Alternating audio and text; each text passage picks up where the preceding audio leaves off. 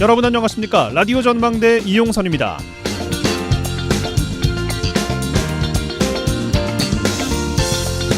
백가쟁명, 요즘 정치권에 자주 등장하는 사자성어인데요. 임기 내내 대립각을 세우고 있는 여수 지역 국회의원들이 제시하는 전남권 의대 유치 방안도 그렇습니다. 여수 시민사회단체 연대회의가 이 두 정치인들에게 토론회를 열자고 제안했습니다. 전남권의 의대를 유치하자면서도 서로 다른 방법론을 같은 지역에서 내고 있으면서 단 한 번도 직접 만나 진정성 있는 토론회 자리를 마련하지 않고 있는 것에 대한 안타까움과 절실함이었을 텐니다. 바로 내일이죠. 여수 MBC에서 두 정치인들의 토론회 자리가 마련될 예정이었습니다. 애초에 두 국회의원들끼리 토론이 활발했으면 여수 MBC에서도 이렇게까지 힘쓰지 않았겠죠. 그런데 진정성을 갖고 임해야 할 토론에 패널을 문제 삼았고 무산이 되어서 상호 공방이 이어지고 있더군요. 그리고 그 공방에는 틀린 주장도 있어서 설명을 좀 드려야겠습니다. 상황은 이렇습니다. 최초에는 두 국회의원 그리고 시민사회의 대표로 여수 YMCA 김대희 사무총장 세 분으로 이야기가 됐습니다. 그런데 주의원 측에서 김대희 총장께서 순천대 출신의 순천대 의대 필요성을 주장해온 관계자라고 해서 못하겠다고 했습니다. 그러면 여수 MBC는 한 번 더 양보해서 두 의원들이 원하는 패널 한 분씩을 더 모셔오는 것으로 했는데 주의원 측은 고효주 전 여수시 의원을, 김 의원 측은 박기영 순천대 교수를 지목했습니다. 서로에게 유리할 수 있는 패널 구성이었겠죠. 그런데 다시 주의원 측은 순천대 관계자를 문제 삼았습니다. 저희가 마련한 토론의 골자는 전남의대 설립을 둘러싼 두 국회의원들의 책임있는 정치와 대안 마련이었습니다. 주철현 의원은 보도자료에서 여수 MBC가 여수의 대학병원을 설립할 방안을 토론회의 주제로 삼았다고 주장했는데 그 주장은 틀렸습니다. 그리고 김혜재 의원은 SNS에서 여수 MBC가 순천대 박기영 교수를 직접 선택했고 섭외했다고 주장했는데 그 주장 역시 틀렸습니다. 결국 여수 지역 시민사회단체 연대회의가 제안하고 여수 MBC에서 치러질 토론회는 무산됐습니다.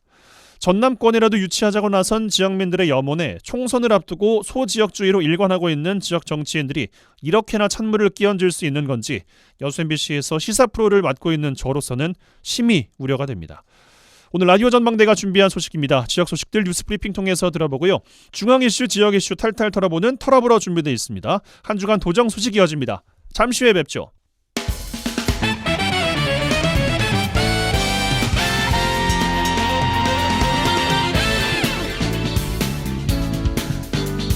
네, 새로운 한 주 월요일 또 마무리해보죠. 4월 17일 월요일입니다. 라디오 전망대 시작합니다. 먼저 우리 지역 뉴스 정리해보죠. 뉴스브리핑 GBS 뉴스의 차범준 편집장과 함께합니다. 전화 연결되어 있어요. 안녕하십니까? 네, 안녕하세요. 네, 저는 순천에서 시작합니다. 지난주 금요일이었습니다. 늦게 한화 에어로스페이스에서 순천의 우주발사체 단조립장 건설하겠다 이렇게 발표했습니다. 뒤늦게 유치전에 뛰어들었던 순천시는 일단 환영하면서 표정 관리를 하고 있고 고흥구는 일찌감치 시작을 했었는데 이번 결정에 아쉬움을 드러내고 있어요. 네, 한화 에어로스페이스의 우주 발사체 단조립장 건설 입지를 두고 전남 순천시와 고흥군, 경남 창원시가 치열한 유치 경쟁을 벌였는데요. 지난주 말씀하신 대로 한화 에어로스페이스가 단조립장 설치 지역을 순천시로 최종 낙점했습니다. 한화는 500억 원을 투자해 순천 율촌 일산단 23,140제곱미터 규모의 우주 발사체 단조립장을 설립한다고 밝혔는데요. 오는 2025년까지 단조립장을 완공해 누리호는 물론이고 향후 차세대 발사체 등 후속 사업을 위한 독자적인 민간 인프라를 확보하겠다는 구상입니다. 순천시는 지난 14일 한화 에어로스페이스의 발사체 단조립장에 율촌 일산단 입주 결정을 환영한다고 입장을 냈습니다. 또한 유치 경쟁에 함께 나선 이 고흥군이나 창원시 두 지역 노고에 대해서도 위로의 말씀을 드린다 이렇게 입장을 냈습니다. 순천시는 유치 경쟁 과정에서 두 지역에서 제안한 내용을 잘 참고해 한화 에어로스페이스가 더 큰 기업으로 성장하고 지역과 대한민국을 위해 이바지할 수 있도록 지혜를 모아나가겠다 이렇게 다짐했습니다. 순천시와 함께 유치전에 나섰던 고흥군을 의식한 듯 순천시는 우주산업은 연대와 연합정신으로 남해안 벨트가 공동으로 풀어나가야 할 것이라며 순천시뿐 아니라 연관된 지역이나 기관 등과 함께 협력해 나가도록 하겠다. 한껏 자세를 낮췄습니다.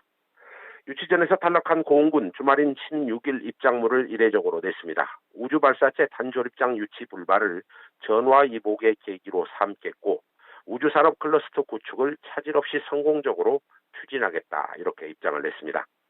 하지만 고흥군은 이 우주산업 클러스터나 발사체 특화지구, 우주발사체 국가산단 예정지로 지정된 고흥군에 이 단조립장이 유치되지 않은 것은 연관 산업의 운영 효율성을 고려한다면 이해할 수 없는 결정이라며 유감도 함께 표명했습니다. 예, 고흥군이 일단 제일 아쉬워할 것 같아요. 고흥 지역 정치권과 순천 고흥 향후회에서는 한화 에어로스페이스 우주발사체 단조립장 순천 설립 결정 대놓고 반감을 표출하기도 했어요.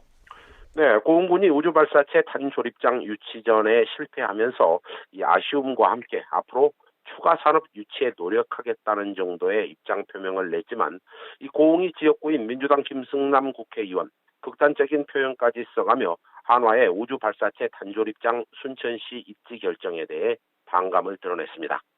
이 김승남 의원 지역 경제에 아무런 도움이 되지 않은 나로 우주센터를 다른 지역으로 이전시키거나 폐쇄하고 이 나로도를 우주산업이 아닌 남해안권 관광산업 거점으로 육성하는 방안을 검토하겠다 이렇게 입장을 냈습니다.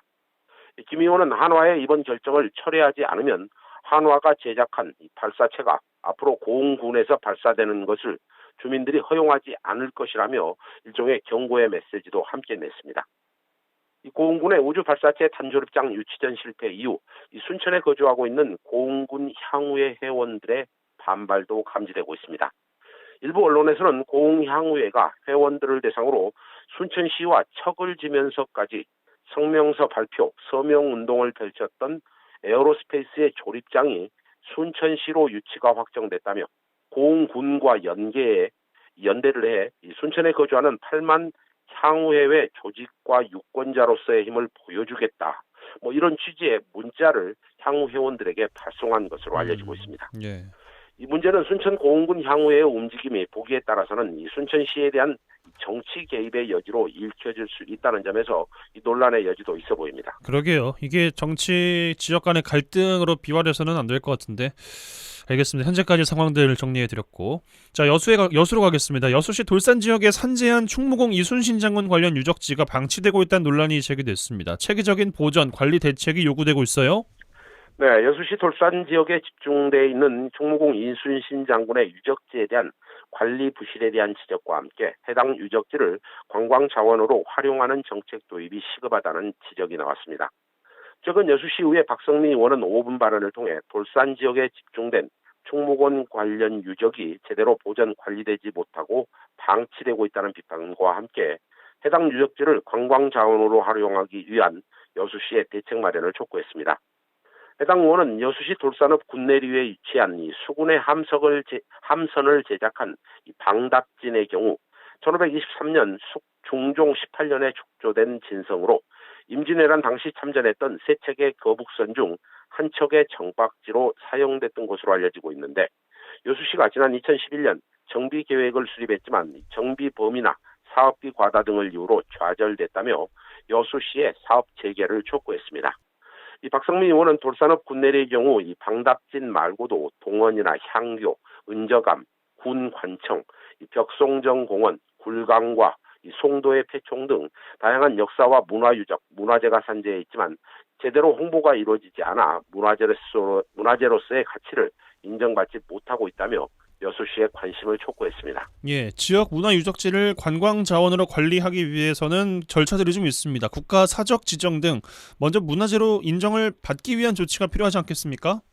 네, 지역에 소재한 유적지를 관리하고 이 문화재로서의 복원을 위해서는 이 지자체의 자체적인 예산 투입을 통해서도 가능하지만 이 진행자님 말씀대로 먼저 유적지를 발굴하고 이 학술대회 등을 통해 국가 사적 지정이 필요한 상황입니다. 이 박성미 의원은 돌산읍 군내리의 옛 명성을 되찾고 전라자수형 본영의 가치를 높이기 위해 돌산읍 군내리 방답진성 및 굴강 주변의 유적 발굴 조사와 정비 계획을 수립해 동문과 서문, 남문 형태의 둘레 1.4km 구간 중 일부 성벽이 복원이 가능한 상징적인 복원 조치가 필요하다고 제안했습니다. 박성미 의원은 관련 유적지에 대한 복원이 완료되면 옛 선조들의 삶의 흔적을 따라 이동하는 탐방이나 탑사 코스를 만들어 관광 자원으로 활용할 것을 여수시에 주문했습니다. 여수시 의회에서 제기된 이 돌산 군내리의 이 방답진 유적지 복원 사업과 관련해 여수시는 우선 해당 유적지에 대한 정밀 발굴 조사를 실시할 계획을 갖고 있다고 밝혔습니다. 예, 뉴스브리핑 GBS 뉴스의 차범준 편집장과 함께했어요. 고맙습니다. 네, 고맙습니다.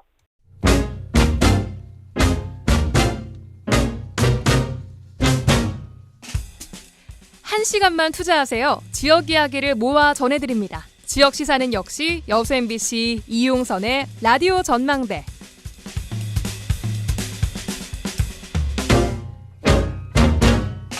네, 라디오 전망대 본격 정치 시사 토크 털어보러 시작하겠습니다. 오늘도 민주당 서동용 의원, 천하람 국민의힘 순천갑 당협위원장 연결해 볼 텐데 먼저 천하람 변호사 전화 연결되어 있습니다. 나와 계시죠, 위원장님? 네, 안녕하세요. 순천의 천하람입니다. 예, 한 주간 어떻게 보내셨습니까?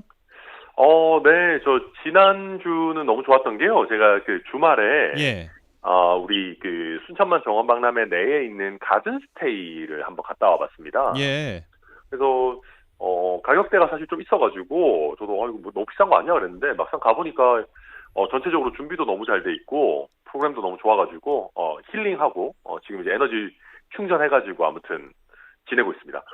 얼마 정도예요? 하루 자는데? 주중에는 한 45만 원, 주말에는 55만 원 정도 합니다. 45만 원, 55만 원이요?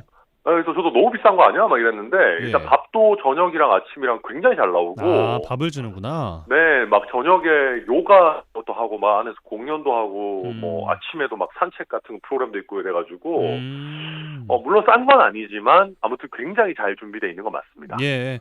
아무튼 뭐 이제 잘 쉬셨으니까 아무튼 충전이 또 네. 되셨다고 하는 거 다행이긴 합니다. 예. 오늘도 이야기 나눌 게 너무 많아서 뭐부터 이야기를 좀 꺼내야 될지 모르겠는데 일단 뭐 국민의힘 이야기부터 좀 하고 넘어가면 네. 홍준표 대구시장 상임고문에서 해촉돼서 이야기가 계속 나오고 있더라고요. 어떻게 총평하시겠습니까? 이거는 완전히 망하는 길이죠. 망하는 길입니까? 그러니까 이제 제가 한국 정치를 보면서 결코 적으로 돌리면 안 되겠다. 내지는 뭐 안 되는 건 아니라도 굉장히 피곤하겠다라고 생각되는 두 사람이 있거든요. 예. 누구일 것 같으십니까? 두 사람요. 네, 일단은 뭐 홍준표 시장을 이야기 안 할 수는 없을 테고. 그렇죠. 예. 한 분은 잘 모르겠습니다. 한 분은 물론 사람마다 좀 평가가 다르겠지만은 이준석 전 대표거든요. 네. 그러니까 이제 제가 봤을 때는 이게 워낙 이제 건들면 안 되는 그분들이 뭐 사람. 나쁘다라는 게 아니라 스피커 파워가 굉장히 세시잖아요. 그리고 집요하시죠, 그리고. 집요하시죠. 그리고 예. 또 그분들이 틀린 말을 잘 안 해요. 그러니까 이제 되게 뼈 아프게 팩트 폭행을 잘 하시는 분들이거든요. 예. 그러니까 저는 지금 김기현 대표께서 아니 이준석 전 대표 홍준표 시장을 둘 다 적으로 돌리고 어떻게 지지율을 올리시려고 하나. 저는 그래서 굉장히 좀 악수다. 게다가 순서 자체도 너무 이상하잖아요. 예. 그러니까 전광훈 목사와 연결고리가 있다라는 오해를 오해인지 실제인지는 좀 얘기해봐야겠습니다만은 그걸 가지고 온 김재원 최고위원부터 먼저 정리를 하고 그 다음에 홍준표 시장한테도 아유 시장님 그래도 좀 너무 대표된 지 얼마 안 됐는데 너무 이렇게 견제하시는 거 아닙니까? 이렇게 가야 되는데 수 자체도 굉장히 이상해지면서 홍준표 시장에게 명분을 줬죠. 저는 그래서 최악의 수였다 그렇게 봅니다. 최악의 수였다. 네.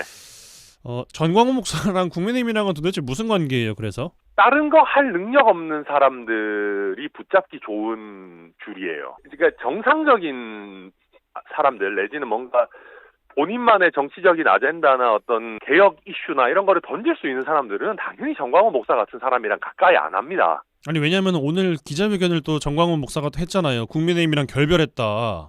뭐 아무튼 저는 그런 거 뭐 별로 신경 쓰고 싶지가 않고요. 뭐 사랑하는 그런데 사이나 이제 사귀는 반대로- 사이여서 결별한다는 거 아니겠어요? 모르겠어요, 저도. 그래서 아무튼, 근데 반대로 본인이 만약에 어떤 새로운 아젠다나 정책을 던질 능력이 없다면은 전광훈 목사랑 손잡는 게 가장 쉬운 길이에요. 예. 극성 팬들 같은 분들이 막 있잖아요. 음. 그러니까 그런 형태인 것이고 결국은 우리가 그런 극성 팬덤의 영향을 가능하면 줄이고 좀 조용한 다수의 합리적인 지지층을 많이 이끌어내야 되는데 이번에 전당대회 자체가 좀 당심 100%고 또 전광훈 목사가 어느 정도는 본인을 추정하는 분들을 당원으로 좀 밀어 넣은 것 같긴 하거든요. 한 10,000명 이상은. 그러다 보니까 영향력이 있지 않나라고 하고 있는 와중에 뭐 저희 수석 최고위원이 뭐 우파 천하 통일을 했다고 하지 않나, 뭐 정광훈 목사가 원하시는 거 뭐 최대한 하겠다라고 하지 않나, 이러니까 이제 정광훈 당이라고 하는 프레임에 우리 스스로가 걸어 들어간 거죠. 예. 그리고 또 일방적으로 결별을 또 당해버리고. 참 답답합니다, 진짜 저도. 알겠습니다. 답답한 질문도 여쭙지 않겠습니다. 네. 근데 또 이것도 답답해 보이실 수도 있을 것 같아요. 이게 대통령실 미국에 의해서 도감청 의혹이 또 있었고, 물론 그 후에 또 민주당 전당대회 관련 논란이 나왔습니다만, 먼저 대통령실 도감청 의혹, 이거는 풀어가는 방식에 대해서는 어떻게 좀 보고 계십니까? 너무 말이 많아요. 누가요? 그러니까 대통령실에서. 음. 그러니까 무슨 얘기냐면은 쓸데없는 얘기가 너무 많이 나와요. 어떤 것들이 쓸데없습니까? 뭐 악의적인 도청은 아니다, 이런 거 있잖아요. 네. 그러니까 이게 무슨 얘기냐면은 도둑질인데 악의적인 것이 없었다. 뭐 물론 뭐 미국 같은 경우에 뭐 예를 들어서 우리를 뭐 침략하려고 뭐 이런 식의 의도는 아니겠죠. 예. 그러니까 그런 의도에서 뭐 아주 그런 나쁜 의도는 아니다라는 취지가 어느 정도는 이해는 되는데. 그럼 물어보면 되는 거지 왜 도청을 해야 되는 거예요? 그러니까요. 그러니까 이제 뭐 일단 워딩 자체가 너무 안 좋고. 예. 사실은 이거는 외교적으로 늘 정답이 있는 그런 문제들이거든요. 우리가 엄중하게 보고 그 미국과 적절하게 우리가 소통하고 뭐 미국에 대해서 책임을 물을 부분이 있다면 우리도 적극적으로 묻겠다. 그러면 되는 것인데 뭐 자꾸 이상한 얘기도 하고 이러니까. 여튼 요약을 하자면은 이번에 이런 도감청 이슈가 나왔기 때문에 우리 외교 당국으로서는 이걸 하나의 협상 칩으로 써가지고 예. 미국으로부터 다른 양보를 좀 얻어내야 됩니다. 그런데 그 협상 칩으로 쓸 수 있는 그 역량이라고 하는 것이 우리 스스로 이 일을 별거 아닌 것처럼 축소시키게 되면은 당연히 협상 칩으로서의 가치가 떨어질 수 있잖아요. 그렇죠. 심각하게 받아들여야 되는 건데. 그럼요. 그래서 예. 우리가 뭐 예를 들어서 이걸 가지고 그렇다고 해서 우리 대통령실이 너무 과하게 뭐 엄청나게 크게 포장할 것도 아니겠지만은 우리 스스로 이게 뭐 위조된 거다, 뭐 악의적인 것은 아니다라고 해서 이 수위를 낮출 필요는 없는 것이거든요. 그래서 조금 침착하게 엄중한 태도를 유지하면서 물밑에서 이걸 가지고 미국으로부터 얻을 거는 얻는 그런 형태로 가는 것이 맞지 않나. 뭐 저는 외교 전문가는 아니지만은 개인적으로는 그렇게 보고 있습니다. 예. 참 이것도 뭐 더 여쭐 말이 많지만 오늘 뭐 주제가 또 많은지라 뭐 주말 내내도 나왔던 이야기이기도 하고 요 정도로 넘어가죠. 네. 민주당 전당대회 돈봉투 논란, 국민의힘에서는 쩐당대회라는 또 별명까지 붙이던데 검찰 수사 중입니다.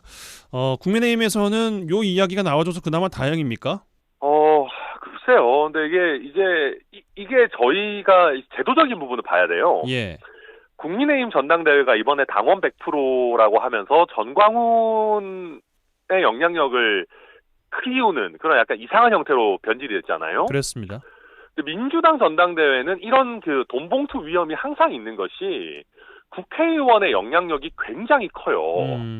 대의원이라고 해가지고 그 사람들은 국회의원들이 선정을 사실상 하기 때문에 제가 만약에 민주당 전당대회에 나갔으면 저는 돈이 없어서 생각을 못했겠지만 만약에 제가 돈이 아주 많았다면은 합리적으로 돈봉투를 돌려야 되는 거 아니냐라는 생각을 했을 수 있습니다. 합리적으로 돈봉투를 돌리는 방법이 있어요? 그러니까 무슨 얘기냐면 왜냐하면 국회의원을 잡아야 되니까. 예. 그리고 지금 민주당이 저는 도덕적 불감증이 굉장히 심각하다고 보는 게 제가 실제로 민주당 사람들하고 얘기를 좀 해봐도 야 그거 뭐 몇백만 원인데 그거 그냥 거마비지 그 뭐 큰 문제냐 이런 얘기들을 해요 실제로. 근데 문제는 이게 본인들의 전당대회의 정당성을 완전히 뭉개버리는 심각한 사안인 것이거든요. 관계자라는 이게 분들은 네, 말씀 중에 이게 다 죄송한데. 범죄 행위고 당연한 예. 얘기지만 예. 근데 저는 우리 정치가 특히 민주당 쪽이 예전에 그나마 민주당이 조금 더 엄격한 도덕적 잣대 내지는 도덕적 우월성을 가져야 된다라는 척이라도 했었는데 저는 조국 전 장관 사태를 기점으로인지 아니면 뭐 그 이전부터 문제였던 건지 뭐 또 문제가 생기면은 이게 뭐 큰 문제입니까? 뭐 국민의힘은 더 엉망입니다. 이런 식으로 자꾸 가는 것 같아가지고 좀 민주당도 그러니까 이제 결국은 요새 이제 지지정당 없음 1등이잖아요. 자꾸 보면은 막 없음당 하나 만들면 1등 하겠어요. 지금 이런 상황이니까. 예, 아까 말씀하신 것 중에서 네, 맞습니다. 네. 민주당 관계자와 이야기를 나눠봤을 때 이제 그 도덕적 불감 지형이 크다.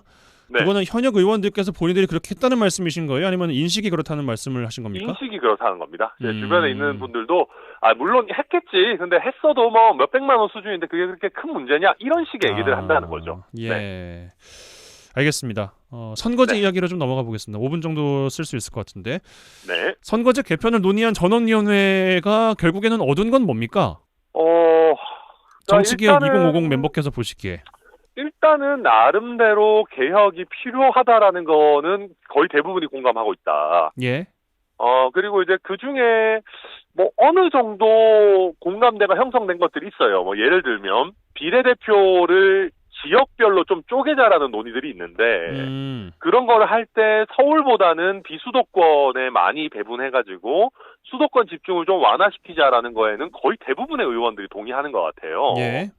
그러니까 뭐 그런 식으로 해서 지역 균형 발전이 정치에서도 필요하다라는 공감대를 얻은 것 자체는 뭐 저는 나름 의미가 있다고 보는데 지난 주말에 보니까 이제 김진표 의장도 나와서 지금까지는 이제 사람들이 얘기를 하는 그런 시간이었고 이제는 합의가 필요한 시간이다라고 해서 여야의 적극적인 합의를 이제 이끌어내겠다라고 하는데 결국 그게 핵심입니다. 왜냐하면 지난주에 한 거는 제가 봤을 때는 그냥 각자 발표하는 거였어요. 네. 내가 생각하는 건 이런 게 필요하다. 좀 재미가 없었어요. 그리고 이게 앉아가지고 서로 치열하게 토론하는 방식이 아니고 한 명씩 쭉 발표하는 거였기 때문에 그래서 나름대로 이 발표에서 공통 분모를 어떻게 잘 줄여가지고 그걸 가지고 합의를 이끌어내느냐 저는 앞으로 한 달 정도가 더 중요하다라고 보고 있습니다. 예, 선거제 이야기 나온 김에 지역 이야기도 좀 넘어가 보면 지난주 네. 한 주간 많이 이야기가 됐던 것이 순천시의회 이세훈 의원께서 저희 라디오 전망대에도 이제 한번 나오셨어요. 그렇죠. 언더독에서도 얘기했죠. 예. 들으셨습니까? 네, 저 대충 들었습니다. 예. 그 운영위원장 사퇴해라 이제 이런 이야기도 내면서 근데 그게 네. 계속 이어지면서 SNS에서도 설왕설래하고 서로 뭐 맞받아치고 공방이 이어지고 있는데 네. 어떻게 봐야 되는 거예요, 이거는? 저는 이런 공방이 있는 것 자체가 너무 참 반가운 일이다라고 생각합니다.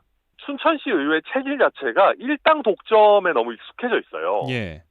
그러다 보니까 이런 다양한 목소리도 나오고 순천시 의회가 민주당 의회가 아니다라는 당연한 진리를 이렇게 파열음을 내면서 조금씩 의회도 그렇고 여러 유권자들도 그렇고 좀 느끼고 가는 과정이 아닌가 싶습니다. 이제 저도 뭐 활동하면서 보면은 그러니까 그나마 이세훈 의원이 생겼으니까 다행이지 국민의힘 소속 시의원이 하나도 없을 때는 사실은 더 심했거든요. 그냥 대놓고 시의회 행사가 그냥 민주당 행사처럼 진행될 때가 굉장히 많았어요. 그래서 이번에도 이세훈 의원이 잘 지적했지만 선거구 획정 관련해서 그 어떤 소병철 의원만 부른 그 문제 말고도 진짜 많습니다. 이런저런 문제들이. 그리고 저 같은 경우도 좀 당황스러웠던 게 그날 이제 같이 그 국회에 뭐 정개특위 위원장이라든지 좀 만나러 가자 그래서 저도 시간 빼서 서울 올라갈 준비 다 해놨는데 네. 뭐 안 와도 된다 그래가지고 의원들만 간다 그래서 그런가 보다 했는데 막상 보니까 소병철 의원만 가셨더라고요. 그래서 누가 안 와도 된다 그랬어요? 그건 이세훈 의원이 운영위원장이 그렇게 얘기했다라고 저에게 전달했습니다. 예. 그래서 저로서는 참 당황스럽고 게다가 민주당 초선 의원들이 뭐 국민의힘 간사 쪽에서는 협조가 없었고 이런 얘기 하는데 네네. 제가 국민의힘 간사랑 친하거든요. 아마 조혜진 의원을 얘기하는 것 같은데 예. 제가 그 혁신위원회에서 같이 했었어요. 그래서 조혜진 의원은 친한데 만약에 국민의힘 간사 쪽에서 협조가 안 된다 그랬으면은 저한테 한 번이라도 도움을 요청했다면 훨씬 더 일이 잘 됐을 수 있을 거예요. 근데 지레짐작했다. 그럼요. 그래놓고 뭐 저희 국민의힘 쪽에는 단 한 번도 상의하거나 도움을 요청하지도 않고 국민의힘 간사 쪽에서는 협조 안 하고 뭐 민주당 쪽에서는 협조했는데 알겠습니다. 왜 이제 와서 그러냐 하면은 저희로서는 좀 당황스럽죠. 알겠습니다. 30초 네. 정도 남아 있습니다. 한화 에어로스페이스가 순천에 단 조립장 설치 이제 예정이 됐어요. 네네. 이 고흥 쪽에서는 노골적으로 이게 좀 불만이 있으신 것 같은데 지역 갈등화 되진 않을까 걱정이 크거든요. 어떤 입장 주시겠습니까? 저도 참 뭐 아쉽지만은 짧게 얘기하자면 그래도 저는 그 어떤 정주 여건의 면에서 순천이 분명히 필요한 부분들이 있습니다. 예. 그래서 고흥과 순천이 시너지를 내는 방향으로 가야지 모든 어떤 관련 시설과 공장을 고흥에 다 유치하는 거는 제가 봤을 때 현실적으로 어려움들이 있지 않나, 좀 어느 정도 분점이 필요하다, 그렇게 생각합니다. 알겠습니다. 이 정도로 이번 주 인터뷰 마무리하죠. 고맙습니다. 네, 감사합니다. 네, 지금까지 국민의힘 순천갑 당협위원장 천하람 변호사와 말씀 나눴습니다.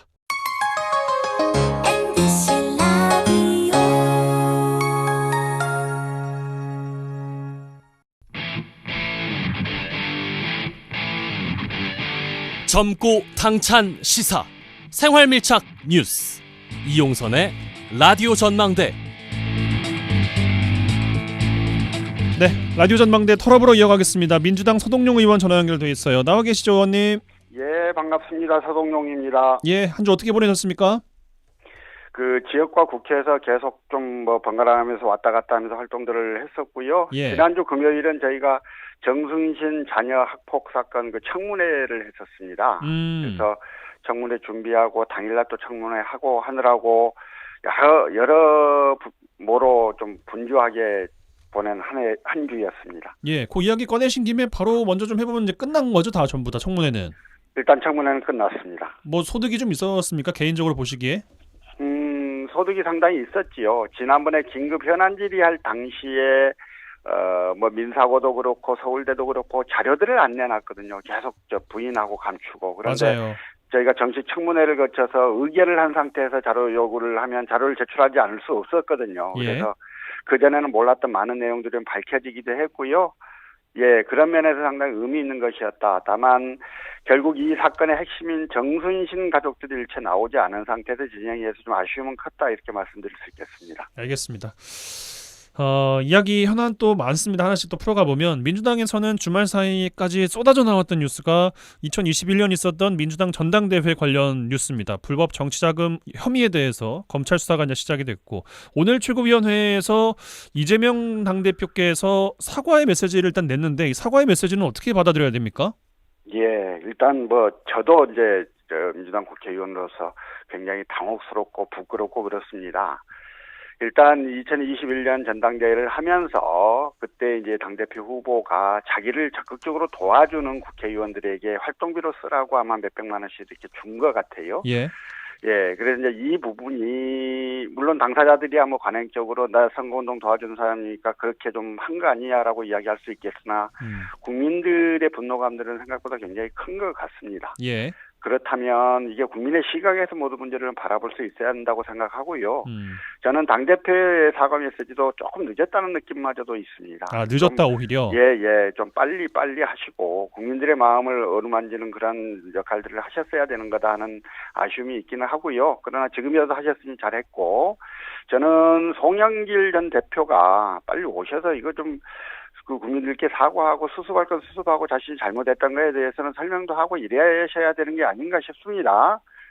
그래서 이제 이 문제가 조금 더 국민의 정서에 맞게, 감정에 맞게 우리 당이 더 적극적으로 대응하고 잘못한 점에 대해서는 과감하게 잘못했다고 이야기하고 이렇게 해서 풀어나가야 하는 문제라고 생각합니다. 예, 이재명 대표께서도 송영길 전 대표 오셔서 이야기해야 될 것 같다라고 말씀하시던데, 그 후로 들린 이야기는 없으십니까? 당 내에서? 아직은 모르겠습니다. 아직은 모르시겠어요? 예.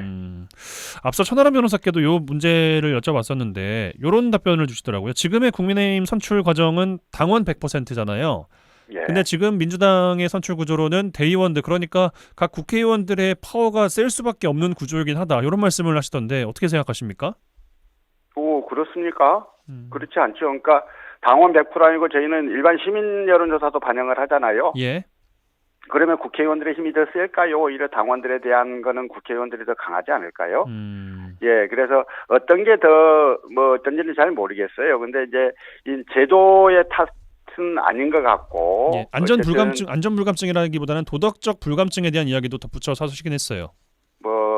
예. 근데 이게 지금까지 정치권에서 우리 당만 이랬을까 하는 생각이 없지는 않고요. 어쨌든 국민들 시각에서 보기에 쟤들 뭐야 하실 건 분명할 것 같습니다. 그러나 정치인들이 자기는 안 걸렸다고 해서 막 상대방 비난하고 이렇게 좀 거칠게 풀어가지 않았으면 좋겠고요. 정치 문화 자체를 통째로 바꿔서 이후에 이런 일들이 발생하지 않도록 상호 노력하고 협력하는 그런 계기로 삼았으면 좋겠다는 바람은 있습니다. 알겠습니다. 이 이슈 이 정도로 마무리를 하죠. 또 한 주간 이슈였던 것이 대통령실 미국에 의해서 도감청이 된 것이 또 드러나면서 그거에 대한 후속 조치에 대해서도 이야기가 좀 나오고 있습니다. 어떻게 총평을 하시겠습니까? 예. 지난 13일 그 미국에서 해당 기밀 문건을 유출한 범인이 체포가 됐지요. 예. 근데 이제 범인이 체포됐는데 수사 결과도 나오기 전에 대한민국 정부는 도감청이 없었다. 이런 지난번에 공식 입장을 발표한 이후에 이제 추가 별다른 입장을 내놓지 않고 있는 상태입니다. 현재까지 드러난 바로는 미국이 불법을 저질렀고 대한민국은 피해국으로 봐야 할 거예요. 그런데 오히려 한국이 미국의 불법을 두둔하고 묻어두려고 노력하고 있어요. 김태호 제1차장이 악의적인 도청은 없었다 이런 말을 해서 많은 사람들이 좀 비웃었잖아요. 악의적인 도청이 뭐냐. 근데 이제 미국에서 돌아와서는 미국에서 본인을 만날 때마다 유감 표시를 했다 이런 말을 했어요. 본인이 대통령인 줄 아나 봐요. 지금 미국이 유감 표시를 해야 할 대상은 김태호 1차장이 아니고요. 대한민국이에요. 이 점을 잊지 않았으면 좋겠고 현 대통령실 예교 라인의 인식 수준이 이런 수준인가 하는 생각이 들어서 굉장히 씁쓸하기도 합니다. 이번 사건에서도 이제 윤석열 대통령은 지금까지와 마찬가지로 본인들에게 불리한 사건이 발생하면 이걸 제대로 밝히고 수습하기보다는 숨기고 예면하는 자세로 일관을 하고 있어요. 지난번 그 바이든 날리면 하는 사건과 비슷한 형태가 반복되고 있는 것인데요. 이번 사건의 핵심은 미국이 동맹국인 대한민국 정부를 도감청했다는 겁니다. 미국도 도감청을 사실상 인정하는 스탠스를 보이고 있고요. 그런데 피해국인 한국 정부가 미국에게 아무런 유감 표시를 못하는 것을 넘어서 피해자가 앞장서서 사실 자체를 부정하는 이런 형국인데 이건 대단히 잘못된 것이라는 생각이고요. 사실 이제 이번 미국의 도감청 사태는 대한민국이 강하게 대응할 수 있는 사안이었습니다. 그럼에도 불구하고 소극적이고 굴욕적인 모습을 보였던 것이에요. 저는 이제 이런 생각 들어요. 통상 보수 정권이 말입니다. 국가안보는 우리가 잘한다. 늘 그런 자랑 해왔잖아요. 근데 예. 이번 사건은 국가안보의 중요한 부분이 뚫린 상황이라고 봐야 할 건데 오히려 보수 정권이라고 하는 윤석열 정부가 좀 더 비굴하고 이런 저자세를 보여줌으로써 보수 정권의 자존심마저 내팽개치고 있는 게 아닌가 하는 생각도 듭니다. 예. 알겠습니다. 선거제 이야기도 좀 해보겠습니다. 선거제 개편을 논의한 국회 전원위원회가 끝났는데 용해인 의원께서 말씀하신 게 실패다 뭐 이런 말씀하시더라고요. 어떻게 분석하십니까? 예. 용해인 의원이 그렇게 말씀하신 그 취지, 그 뜻 이것도 모를 바는 아닙니다. 일단 이제 이번에 전원위원회가 20년 만에 개최가 된 건데요. 한 100여 명의 국회의원들이 선거제도 개편에 관한 자신의 의견을 제기를 했어요. 말 그대로 백가쟁명의 모습을 보여줬다라고 생각이 드는데요. 의견이 굉장히 다양하게 나왔습니다. 그러니까 이 의견들로 모아내려면 별도의 절차가 필요할 것 같기는 해요. 그러나 이렇게 다수의 의견이 표출된 것 자체도 상당히 의미 있는 일은 아니었는가 하는 생각이 듭니다. 이제 사실 이 과정에서 저로서는 가장 아쉬웠던 건 뭐냐면 김기현 국민의힘 대표가 전원위원회 개최 직전에 국회의원 정수를 30명 감축해야 된다 이런 발언을 해버렸잖아요. 예. 의원 정수 감축은 국민들의 정치 해묘에 기반한 것으로서 여당 대표가 하기에 적절치 않은 발언이라고 생각합니다. 거기에 더하여 당대표가 여당 대표가 그런 발언을 전원위원회 직전에 해버리면 국민의힘 의원들한테 이게 일종의 가이드라인으로 작용하지 않겠습니까? 그런 면에서 진지하고 다양한 토론을 가로막는 행위였다는 생각이 들고요. 반면에 이번에 이제 민주당은 헌법기관인 국회의원 한 명 한 명이 전원위원회에서 다 각자의 양심과 생각에 따라 발언할 수 있도록 다 좀 허용을 했었어요.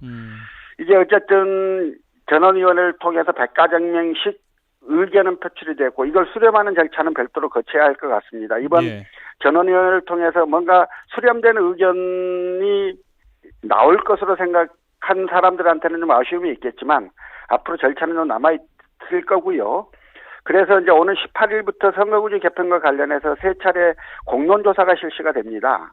1차 여론조사는 전국의 만 18세 이상 성인 5,000명을 대상으로 해서 여론조사가 진행이 되고요. 예. 그 다음 달에는 권역별, 성별, 연령별 비례에 따라서 시민참여단 500명을 모아놓고 그 수기 공론조사를 2차례 실시하거든요. 그래서 이런 다양한 의견 수렴 절차 그리고 국회 내에서의 좀 더 치열한 논의를 거쳐서 더 발전된 합의안이 도출될 것으로 기대합니다. 예, 알겠습니다. 지역 이슈 넘어가 보겠습니다. 관심을 갖고 계실지는 모르겠는데 앞서 이제 천하람 변호사께도 이제 물어본 이야기인지라 하나 여쭤보고 넘어가면 순천시 의회에서 국회 선거구 정상화를 촉구하는 과정, 그러니까 해룡면이 대상이 될 것 같습니다. 이 과정에서 원래는 다 같이 가자고 했다가, 그러니까 모든 정당이 다 같이 가기로 했다가 갑자기 이제 민주당 소병철 의원이 주가 되어서 기자회견을 했고 그거에 대한 그 반응을 이제 내놓는 과정에서 순천시의회 이세은 의원의 반발도 있었습니다. 다 같이 가자고 해놓고 아니다고 해놓고 갑자기 왜 국회 소병철 의원의 지방의회가 행사 기구로 전락해버렸냐, 이런 메시지 혹시 보셨습니까? 봤어요. 예, 어떤 생각이 좀 드십니까? 왜 그랬을까요? 이게 이제 선거구제 문제는 민주당만의 문제는 아니고 순천 시민 전부가 다 관심을 갖고 있는 문제입니다. 예. 그래서 모두가 다 공통의 생각들이 모아진다면 같이 움직여서 이렇게 요구를 하고 또 이렇게 하는 게 더 좀 힘이 받겠지요. 그런 측면에서는 이게 민주당만의 일은 아닌 게 분명한데 행사 진행 과정에서 뭔가 좀 소통의 부족함이 있었는지는 잘 모르겠습니다만 이세은 의원의 비판에 대해서 뭐 제가 또 저렇게 비판할 수 있겠다, 저런 생각을 가질 수 있겠다는 생각도 들어서요. 앞으로는 어쨌든 이런 문제들이 더 시민들의 다양한 의견들을, 더 많은 의견들을 좀 모으도록 상호 진지하게 접근하고 진지하게 소통하는 그런 과정들이 좀 됐으면 좋겠다 싶습니다. 예, 질문을 바꿔서 드려보면 지방의회 다수도 어쨌든 지역에서는 민주당이잖아요. 예. 국회에서 추진하시는 여러 가지 현안들이나 행사 같은 것에 시의회, 기초의회에도 지원이나 이런 것들이 필요할 수도 있는데, 혹은 지역의회를 국회 차원에서 또 이야기를 들어줘야 되는 부분도 있을 테고요. 민주당의 행사 기구로 전락했다라는 메시지에 대해서는 어떻게 좀 받아들이십니까? 이제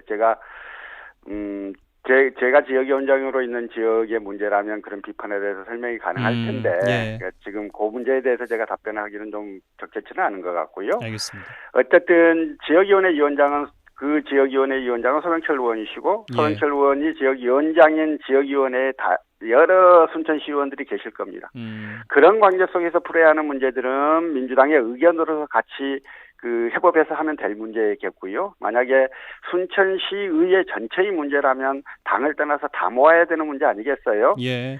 이게 근데 민주당이 워낙 다수다 보니까 그 경계가 조금 애매해 보이는 면이 없지는 않습니다만 그렇더라도 그거는 늘 행사가 민주당 행사인지 순천시의회 전체의 행사인지를 잘 따져서 그런 서로 서운함이 없도록 잘 좀 배려를 하는 그런 과정들이 필요할 것 같아요. 예, 알겠습니다. 광양으로 가보면요. 광양시 의회에서는 지난주에 그 포스코 광양제철소 본사 항의 방문을 했어요. 이 개원 이후에 처음 있는 일이라고 하더라고요. 예, 어떻게 보셨습니까? 그동안 이제 지역에서 포스코의 무책임한 행태에 대한 비판이 계속 되었어요. 그런데 광양시의회 차원에서 단체 행동을 한 건 이게 개원 이래 처음이라고 그렇습니다. 그렇습니다. 광양시의회가 지역의 발전과 상생에 대해서 보다 적극적으로 움직임을 보이는 것은 저는 뭐 큰 의미가 있다고 생각해요. 그런데 이제 지난번에도 말씀을 드렸지만 포스코는 지역 상생을 말로는 외치지만 그 상생이 구호에만 그치고 실질적 차원의 지역 상생 노력을 거의 보여주지 못했거든요. 지역 상생 협의회를 구성해놓고 지금까지 합의문도 작성하지 못하는 거, 이게 그 노력 의지가 없다는 가장 대표적 반증이 아닌가도 싶어요. 포항의 경우에는 포스코 홀딩스 이전 문제 등에 대해서 지역에서 본사를 항의 방문하고 온 지역에 현수막을 펼치고 막 이렇게 강한 압박을 했지 않았습니까? 예. 그런 압박의 결과 또 포스코 홀딩스가 포항으로 가기도 했고요. 이게 이제 포항에서는 조금은 일상화되어 있는 문제이기도 한데 광양에서는 그렇게 하지 않았거든요, 지금까지. 근데 포항은 그렇게 세게 압박을 하니까 뭔가를 좀 호응을 하고 광양은 세게 안 하니까 호응을 안 하는 방식이 되면 광양에서도 어떤 생각이 들겠어요? 앞으로 이제 이런 문제들 때문에 계속 갈등이 더 커지지 않겠습니까? 그렇죠. 예, 그러면 포스코가 이 문제에 대해서 좀 더 적극적으로 대응해야 하는 거다. 그래서 의미 있는 합의문 도출을 위해서 본인들이 먼저 좀 나서서 이 문제를 좀 풀도록 노력을 해야 앞으로 갈등이 고조되지 않고 기업과 지역이 서로 협력해서 갈 수 있는 거다 하는 생각이 들고요. 이 말씀은 포스코에도 좀 강력하게 드리고 싶어요. 예, 적극 대응을 해야 한다라는 말씀을 하셨습니다만 포스코가 그 이후에 입장을 내기도 했어요. 근데 취지는 설립은 자회사 일단 하고, 자회사 설립이 또 이제 문제가 또 되고 있었기 때문에 설립은 하고 향후 기존에 거래해오던 지역 기업과는 유지를 하는 쪽으로 하겠다라는 정도의 취지인 것 같거든요. 일단 그 자회사 설립 과정도 너무 일방적이잖아요. 예. 예, 그래서 전혀 협의 없이 이루어진 그 문제에 대해서 의견들을 수렴하고 사람들의 마음을 다독이는 과정들을 좀 다시 밟아 나가야 한다는 말씀을 드렸는데 그것도 안 하고 지금 시작을 계속 추진하고 있는 거고요. 그렇습니다. 그다음에 납품업체들에 대한 것도 우리가 잘하겠다 뭐 이런 그 애매한 말로는 그 불안감들이 해소되지 않아요. 그러면 그 납품업체들의 그 중에 특히 지역의 영세 자영업자들이 갖고 있는 그 불안감들을 해소하기 위해서는 구체적 계획들을 내놔야 되고 구체적 계획을 이야기하기 전에 지역의 현황에 대한 분석부터 해야 하고요. 그러니까 이런 것들을 통해서 종합적 계획들을 내놔야 시민들이 좀 안심을 하시지. 지금 형태로 우리가 잘할 테니까 걱정하지 마세요. 이런 방식 갖고는 안 되는 거고요. 예. 그런 측면에서 포스코에는 조금 더 적극적으로 시민들과 소통하는 노력들을 해야 된다는 말씀을 드리고 싶습니다. 알겠습니다. 이번 주 인터뷰는 이 정도로 마무리하죠. 고맙습니다. 고맙습니다. 네, 지금까지 더불어민주당 서동용 의원과 말씀 나눴습니다.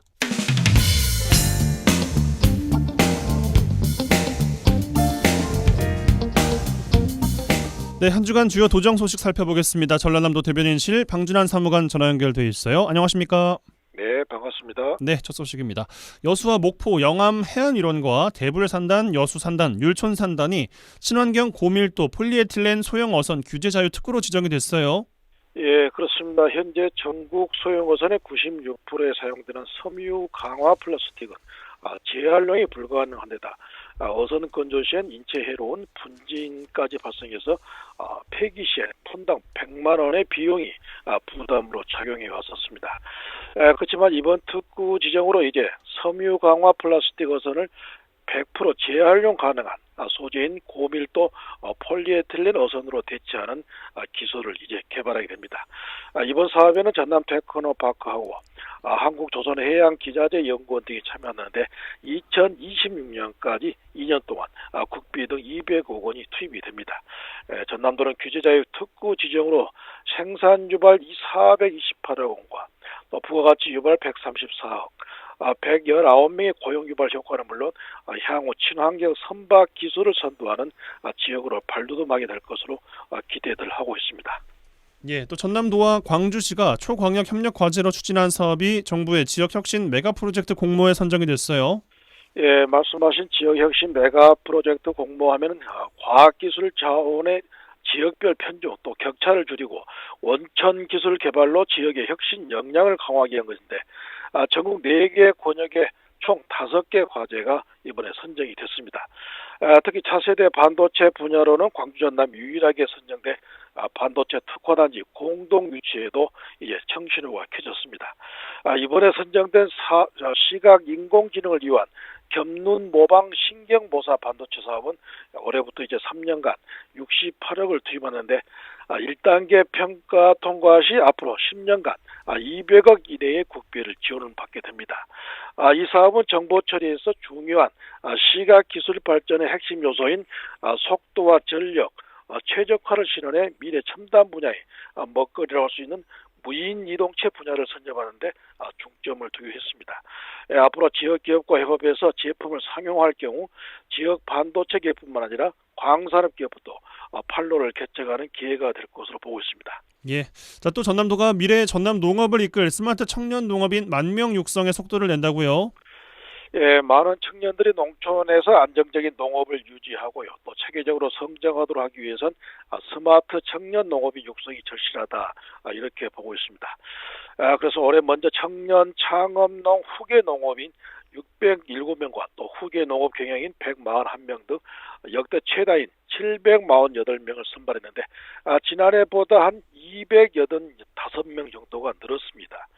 선발된 청년 창업농 후계 농업 경영인에겐 3년 범위 내에서 월 최대 110만 원의 영농정착지원금을 비롯해서 후계 농업 경영인 육성 자금과 농지은행 농지임대 그리고 영농기술 교육을 지원하고요. 그리고 후계 농업 경영인은 세대당 5억 원 한도로 5년 거치 20년 상환 조건으로 농기계 구입과 시설 또 축산 분야 설치 비용을 지원을 하게 됩니다. 전남도는 민선 8기 도지사 공약사항으로 2031년까지 스마트 청년 농업인 10,000명 육성을 위해 4대 분야 44개 사업에 3조 3,538억 원의 예산을 투입할 계획으로 있습니다. 예. 자, 또 전남도가 광주 군공항 특별법의 국회 통과와 관련해서 일단 환영을 하면서 지역민 모두가 수용할 수 있는 미래 지원 대책을 고민하겠다 이런 이야기를 냈어요. 예, 그렇습니다. 이번에 통과한 이 특별법 하면 기존 군공항 부지 개발 수익으로 이전 사업을 추진했던 방식에서 부족분의 국가 지원을 명문화한 것이 핵심이라 할 수가 있는데요. 국회를 통과한 법안은 이전 지역에 대한 종합적인 지원 대책이 특별법에 명시되지 않는 게 문제입니다. 그래서 전남도는 현재 가장 중요한 게 지역민 모두가 수용할 수가 있고요. 또 지역의 장기적인 미래 발전을 담보할 수 있는 보다 종합적이고 또 현실적인 지원 대책이 마련돼야 한다고 강조를 하고 있습니다. 그렇지만 이전 지역에 대한 지원에 따른 명확한 국가 의무가 지정되지 않아 앞으로 대통령령 제정으로 보완해야 할 과제로 이제 남게 됐습니다. 정부와 광주시도 지역 상생 발전이라는 큰 틀에서 지역민 모두가 수용 가능한 광주 군공항 이전 지역에 대한 통 큰 지원책을 먼저 마련해 줄 것을 촉구하고 있습니다. 예. 자, 구직자의 취업 기회 확대를 위해서 광주 전남 합동 온라인 일자리 박람회 오늘부터 운영에 들어가요. 예, 온라인 구인 구직자 간 만남의 장을 마련하기 위한 일자리 박람회가 오늘부터 이달 말까지 계속됩니다. 이번 박람회는 광주 전남 시도와 또 광주 전남 중소벤처기업청, 한저이 주최하고요. 광주와 전남 일자리 종합센터와 한국산단공단이 주관을 하는데 이 행사는 일자리 작보 청년희망 작보를 슬로건으로 광주와 전남 150개 기업이 참여하는데 참여자들의 채용 절차를 대폭 강화해서 쉽게 일자리를 구할 수 있도록 치러집니다. 취업자 70명을 목표로 개최될 이번 박람회 참여는 구직자가 잡코리아 누리집에서 참가 기업 현황을 확인한 후 구직 신청을 내면 됩니다. 그전부터 가졌던 광주 전남 합동 온라인 일자리 박람회는 2018년부터 상하반기로 나눠 추진되는데 작년 한 해만 해도 324개사 1,791명이 참여해서 98개사 138명이 취업에 성공했습니다. 네, 전라남도 대변인실 방준환 사무관과 함께했어요. 고맙습니다. 고맙습니다. 네, 월요일 라디오 전망대 마치겠습니다. 이용선이었습니다.